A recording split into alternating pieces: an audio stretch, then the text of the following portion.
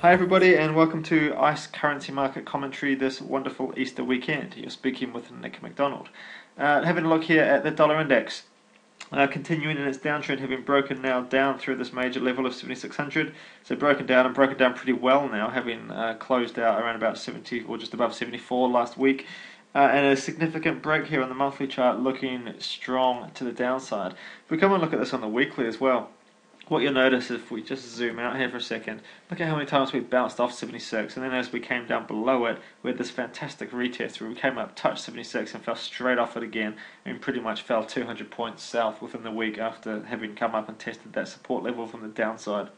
So support now becoming resistance. Note also to pull back close to those averages. And now coming and looking at this on the daily chart, we're just in this nice downtrend where we're coming down, pulling back to the averages. Down and back in, down and back in, down and back in, and down again. And I'll be expecting these kind of moves to continue, and I'll be looking for pullbacks into the averages. Then I'll be looking to time entry into the short trades with the candlesticks to continue in this downtrend. Let's just have a quick look at some of the spot currencies, then we'll come back and wrap things up on the dollar index. If we look at dollar CAD, this is quite interesting just simply due to the pattern that's forming here on the weekly chart. Very similar, but note as well that we're just really hugging the averages here as compared to moving far away, but down and back, down and back, down and back, all the way down. And there's just great opportunity to be selling these currency pairs as they pull back into the averages and as the candles turn back to bearish again. So obviously we tend to get one or two bullish candles as we pull back, then we'll get bearish candles and we'll continue downward. So there's opportunities there, but dollar CAD is looking weak as well, looking weak to the downside. Backing up our short there on the dollar index. Dollar Swiss as well, very similar. We're just coming down and back to the averages. Looking at this weekly chart, we've been doing it for a long time. Just coming down, back into the sell zone around the 10 and 20. I'll be looking for similar things to happen, which does mean there's room for a little bit of a rally this week, potentially to come back into the averages. But nonetheless, I remain bearish.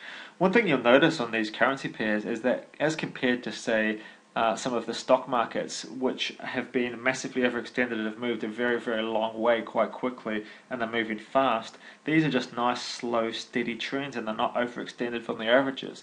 What I mean by overextended is when price sells off heavily, when it comes a long way away really fast. Like, for example, even this move up here, this was in a bit of overextension. We moved up significantly and then snapped back quite quick. Whereas here we're just moving down nicely. We're not moving too far away from the averages, which also means there's room for further sell-off here. When we come and look at dollar yen, I think this is really one of the key reasons why the dollar index has still got so much room to move, and it's been propped up somewhat by dollar yen, by this big huge move up through here. All that dollar strength versus the Japanese yen, which is a key component of the dollar index, has, I believe, been keeping the dollar index propped up a little bit. Whereas as soon as it started to fall, the dollar index has started to fall as well. This looks to me like it's got further room to move.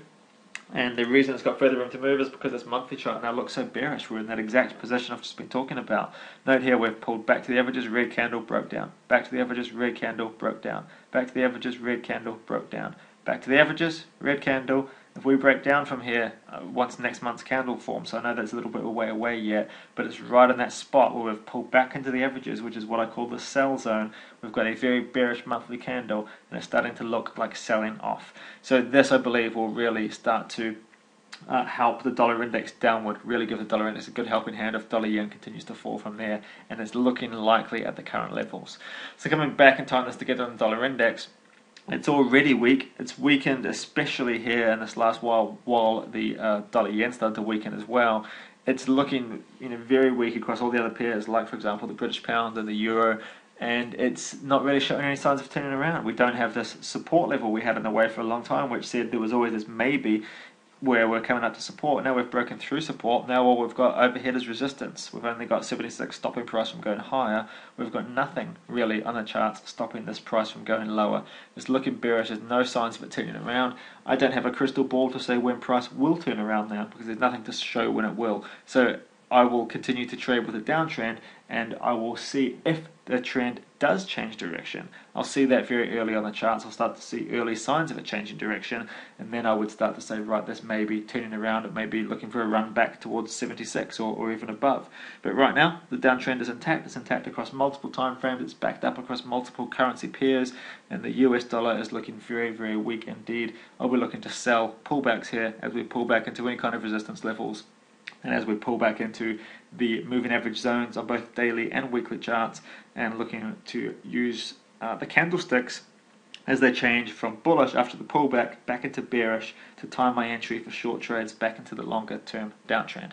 Hope that helps everybody. Have a wonderful week's trading, and I look forward to speaking to you again with another update next Monday.